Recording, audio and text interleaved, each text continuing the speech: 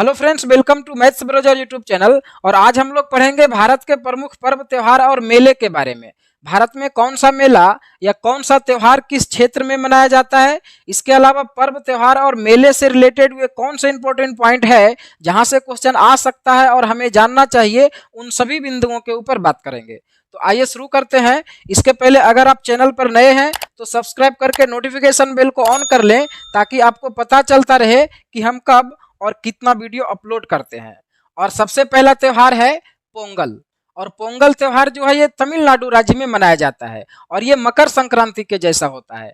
जिस समय उत्तर भारत में मकर संक्रांति मनाया जाता है, उसी समय दक्षिण भारत के तमिलनाडु राज्य में 14 से 17 जनवरी तक अच्छी फसल होने की खुशी में इस त्योहार को मनाया जाता है। तो ये मकर संक्रांति के जैसा है, क्योंकि उत्तर भारत में मकर संक्रांति भी अच्छी फसल होने की खुशी में ही मनाया जाता है और तमिलनाडु में पोंगल त्योहार भी सेम टाइम में अच्छी फसल होने की खुशी में ही मनाया जाता है। तो दोनों एक ही चीज है, केवल नाम में डिफरेंट है। उत्तर भारत में इसको मकर संक्रांति बोला जाता है और तमिलनाडु में पोंगल बोला जाता है। इसके बाद है पुष्कर मेला। और पुष्कर मेला राजस्थान में लगता है। राजस्थान में एक जगह है जिसका नाम है पुष्कर, वहां पर ये मेला लगता है और ये विश्व का सबसे बड़ा ऊंट का मेला है। यहाँ पर देश विदेश से लोग आते हैं और ऊंटों की खरीद बिक्री करते हैं। और यह मेला जो है नवंबर महीना में कार्तिक पूर्णिमा के दिन लगता है। तो ये बहुत ही इंपॉर्टेंट है, बार बार एग्जाम में आता है कि पुष्कर मेला कहाँ लगता है। तो राजस्थान में एक जगह है पुष्कर, वहां पर लगता है। और ये क्या चीज का मेला है? तो ऊंट का मेला है और विश्व का सबसे बड़ा ऊंट का मेला है। और ये कब लगता है? तो नवंबर महीना में कार्तिक पूर्णिमा के दिन। इसके बाद है रथ यात्रा। तो रथ यात्रा कहाँ निकाला जाता है? सभी जानते होंगे कि ये उड़ीसा के पुरी में निकाला जाता है और ये भगवान जगन्नाथ के सम्मान में निकाला जाता है। और भगवान जगन्नाथ का मंदिर भी कहाँ है? तो उड़ीसा के पुरी में।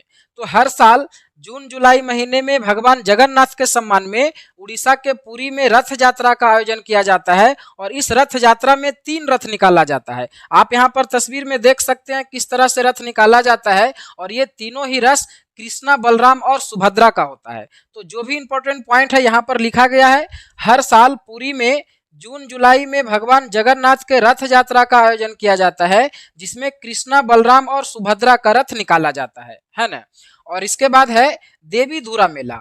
और देवी धुरा मेला जो है ये उत्तराखंड में लगता है। उत्तराखंड में एक जगह है जिसका नाम है चंपावत जनपद, वहां पर यह मेला लगता है और रक्षाबंधन के दिन लगता है। इसमें क्या होता है कि वहाँ के जो स्थानीय लोग होते हैं वो 2 गुटों में बट जाते हैं और पत्थर फेंक करके युद्ध लड़ते हैं। आप यहाँ पर तस्वीर में देख सकते हैं किस तरह से लोग एक दूसरे के ऊपर पत्थर फेंकते हैं और अपने आप को बचाने का प्रयास करते हैं। तो ये देवी धुरा मेला है और ये कहाँ लगता है? तो उत्तराखंड के चंपावत जनपद में रक्षाबंधन के दिन। इसके बाद अगला है लठमार होली, जो कि उत्तर प्रदेश में मनाया जाता है। कहा जाता है कि इस त्योहार को राधा कृष्णा के प्रेम से जोड़ करके देखा जाता है और ये होली पुरुष और महिलाओं के बीच में खेला जाता है। उत्तर प्रदेश में 2 जगह है जहां पर इस त्योहार को मनाया जाता है, एक नंदराज और एक बरसाना।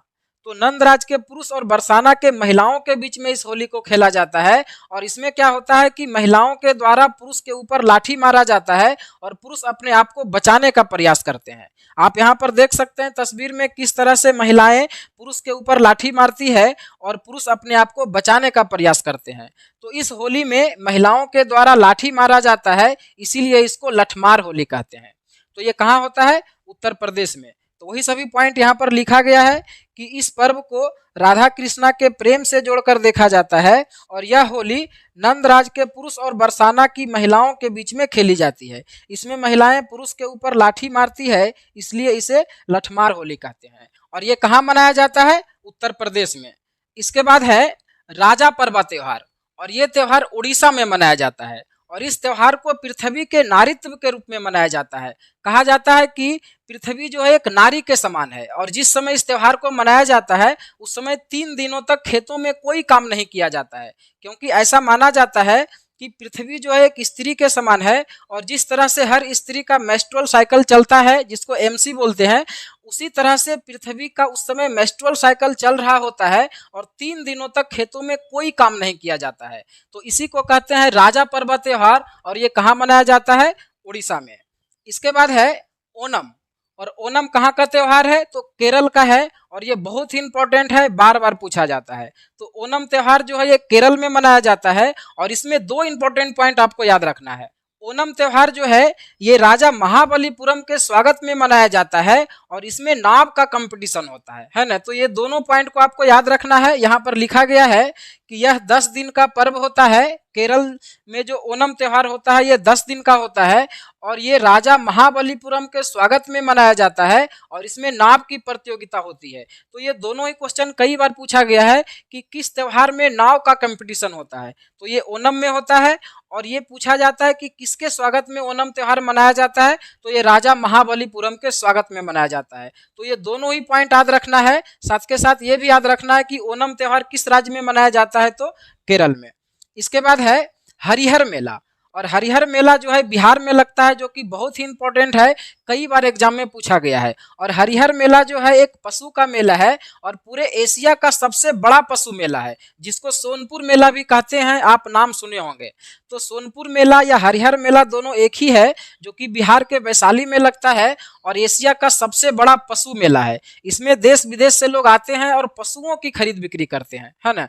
तो यहाँ पर लिखा गया है कि यह विश्व का सबसे बड़ा पशु मेला है। ये विश्व का नहीं, एशिया का होगा, ये गलत लिखा हुआ है, यहाँ पर एशिया होगा। ये एशिया का सबसे बड़ा पशु मेला है, जिसे सोनपुर मेला भी कहा जाता है, और इसमें पशुओं की खरीद बिक्री की जाती है। इसके बाद है कुंभ मेला, और कुंभ मेला भी इंपॉर्टेंट है एग्जाम के लिए, बार बार यहाँ से क्वेश्चन आता है। और कुंभ मेला से रिलेटेड आपको दो इंपॉर्टेंट पॉइंट ध्यान रखना है कि कुंभ मेला कितने वर्ष के बाद लगता है, और भारत में कहाँ कहाँ लगता है ना, यहीं से क्वेश्चन आता है। तो कुंभ मेला जो है हर 12 साल के बाद लगता है, और भारत में 4 स्थान पर यह मेला लगता है। पहला उज्जैन में, जो कि मध्य प्रदेश में पड़ता है। दूसरा इलाहाबाद, जो कि यूपी में पड़ता है, हालांकि इलाहाबाद का नाम अभी बदल दिया गया है, अभी इलाहाबाद नहीं है। उसके बाद नासिक में लगता है, जो कि महाराष्ट्र में है, और उसके बाद हरिद्वार में लगता है, जो कि उत्तराखंड में है। तो ये 4 स्थान पर कुंभ मेला भारत में लगता है, और हर 12 साल के बाद लगता है। तो दोनों पॉइंट को आपको याद रखना है। इसके बाद है बिहू। बिहू कहाँ का त्योहार है? बहुत ही इंपॉर्टेंट। बिहू जो है असम का त्योहार है, और ये वर्ष में 3 बार मनाया जाता है, और तीनों बार तीनों ऋतु का प्रतीक होता है। गर्मी में मनाया जाता है, फिर सर्दी में, और फिर बरसात में। तो तीनों ही ऋतु में 3 बार बिहू त्योहार मनाया जाता है, और ये कहाँ मनाया जाता है? असम में। यहाँ पर देखिए, यह पर्व वर्ष में 3 बार मनाया जाता है, जो तीनों ऋतुओं का प्रतीक होता है। एक होता है रंगोली बिहू, जो कि बसंत ऋतु में मनाया जाता है। एक को कहते हैं कंगली बिहू, जो अक्टूबर महीना में मनाया जाता है। और एक होता है माघ बिहू, जो कि मकर संक्रांति के दिन मनाया जाता है। तो आपको मुख्य रूप से याद रखना है कि बिहू त्योहार किस राज्य का है, तो ये असम का है, और ये वर्ष में 3 बार मनाया जाता है, और तीनों बार 3 ऋतु का प्रतीक होता है। इसके बाद अगला है गुड फ्राइडे, और इसके बाद है ईस्टर त्योहार। तो इन दोनों को आप एक साथ एक दूसरे से रिलेट करके याद रखिए, क्योंकि ये दोनों एक दूसरे से रिलेटेड है। तो अब आप समझिए कि ये दोनों त्योहार कब, क्यों और किसके द्वारा मनाया जाता है। तो ये दोनों ही त्योहार ईसाइयों के द्वारा मनाया जाता है। क्या हुआ था कि जो ईसाई धर्म के धर्म प्रचारक थे, जिनका नाम आपने सुना होगा, ईसा मसीह। तो ईसा मसीह को यहूदी शासकों के द्वारा बहुत परेशान किया गया, और लास्ट में सूली पर चढ़ा दिया गया। तो सूली पर चढ़ाने के पहले कहा जाता है कि ईसा मसीह के बदन पर बहुत जगह कील से ठोका गया था, इतना परेशान किया गया था, और लास्ट में सूली पर उनको चढ़ा दिया गया। और जिस दिन सूली पर चढ़ाया गया वो दिन शुक्रवार था, इसीलिए उस दिन ईसाइयों के द्वारा इस पर्व को शोक पर्व के रूप में मनाया जाता है ना। तो जो गुड फ्राइडे है ये ईसाइयों का त्यौहार है, और ये एक दुख का या शोक का त्यौहार है, क्योंकि उस दिन ईसा मसीह को सूली पर चढ़ाया गया था। अब देखिए ईस्टर त्यौहार क्यों मनाया जाता है, तो शुक्रवार के दिन ईसा मसीह को सूली पर चढ़ाया गया, मतलब फांसी दिया गया, और शुक्रवार के दिन तीसरा दिन, शुक्रवार, शनिवार, रविवार, और ऐसा कहा जाता है कि रविवार के दिन ईसा मसीह पुनः जीवित हो गए थे। शुक्रवार को उनको सूली पर चढ़ाया गया, और तीसरा दिन यानी रविवार के दिन वो पुनः जीवित हो गए थे। तो जिस दिन वह पुनः जीवित हो गए थे उसी दिन ईस्टर त्योहार मनाया जाता है ना। तो गुड फ्राइडे जिस दिन उनको सूली पर चढ़ाया गया, और तीसरा दिन जब वे पुनः जीवित हो गए तो उस दिन ईस्टर त्योहार मनाया जाता है, और इसको ईस्टर संडे भी बोला जाता है। तो आप समझ गए होंगे कि गुड फ्राइडे कब और क्यों मनाया जाता है और ईस्टर त्योहार कब और क्यों मनाया जाता है। और यहाँ पर वही सभी पॉइंट लिखा गया है गुड फ्राइडे के बारे में कि यह पर्व ईसाइयों के द्वारा शोक पर्व के रूप में मनाया जाता है क्योंकि इस दिन ईसा मसीह को सूली पर चढ़ा दिया गया था, है ना। और ईस्टर त्योहार, इसको ईस्टर संडे भी बोलते हैं, इस पर्व को ईसाइयों के द्वारा रविवार के दिन खुशी के रूप में मनाया जाता है। यहाँ पर सूली पर चढ़ाया गया था तो शोक पर्व के रूप में मनाया जाता है, और यहाँ पर जिंदा हो गए थे इसीलिए खुशी के रूप में मनाया जाता है क्योंकि इस दिन ईसा मसीह पुनर्जीवित हो गए थे, है ना। इसके बाद है सुलहकुल उत्सव। सुलहकुल उत्सव जो है अलीगढ़ में मनाया जाता है और ये एक तरह से हिंदू मुस्लिम एकता का प्रतीक है। उस दिन क्या होता है कि अलीगढ़ में जो भी हिंदू भाई बहनें और मुस्लिम लोग हैं वो एक दूसरे के घर में जाते हैं, एक दूसरे के साथ खाना खाते हैं, एक साथ में रहते हैं और ये दिखाने का प्रयास करते हैं कि हम लोग एक हैं, है ना। तो सुलहकुल उत्सव जो है ये अलीगढ़ का त्योहार है और ये हिंदू मुस्लिम एकता का प्रतीक है ना। वही चीज यहाँ पर लिखा गया है। और इसके बाद है होला मोहल्ला त्योहार। होला मोहल्ला त्योहार जो है पंजाब में मनाया जाता है और ये सिख धर्म के लोगों के द्वारा मनाया जाता है। और इसमें क्या होता है कि सिख धर्म के जो लोग हैं वो शारीरिक रूप से सैन्य अभ्यास करते हैं। जिस तरह से हमारे सैनिक लोग अभ्यास करते हैं उसी तरह से जब इस त्योहार को मनाया जाता है पंजाब में सिख धर्म के लोगों के द्वारा, तो सभी लोगों के द्वारा सैन्य अभ्यास किया जाता है। और इस त्योहार को जो है सिखों के जो 10वें गुरु थे गुरु गोविंद सिंह, उनके द्वारा शुरू किया गया था, है ना। तो आपको याद रखना है कि होला मोहल्ला त्योहार जो है ये पंजाब में मनाया जाने वाला सिख धर्म का पर्व है और इसकी शुरुआत सिखों के 10वें गुरु गुरु गोविंद सिंह के द्वारा किया गया था, है ना। इसके अलावा और भी कई त्योहार इंडिया में मनाया जाता है जो कि इम्पोर्टेंट है, तो आपको कम से कम इतना याद रखना है कि कौन सा त्योहार कहाँ मनाया जाता है ना। जैसे आप देख सकते हैं डांडिया। डांडिया कहाँ मनाया जाता है ये वाला, तो ये गुजरात में मनाया जाता है, बहुत फेमस है, बार बार एग्जाम में आता है। और यहाँ पर ज्यादा कुछ आपको नहीं ध्यान रखना है, केवल आपको ये याद रखना है कि डांडिया किस राज्य का है, गुजरात का। फिर है आपका लोसांग त्योहार। लोसांग त्योहार सिक्किम में मनाया जाता है। फिर छठ पूजा जो कि बिहार में मनाया जाता है। अब देखिए छठ पूजा जो है केवल बिहार में नहीं होता है, ये यूपी में भी होता है और भी कई जगह होता है, लेकिन जो फेमस है जहाँ से इसका शुरुआत होता है वो है बिहार। तो अगर छठ पूजा के लिए स्पेशल को स्टेट पूछा जाएगा तो बिहार हो जाएगा। उसके बाद है वात्सल्य मेला। ये मेला नई दिल्ली में लगता है।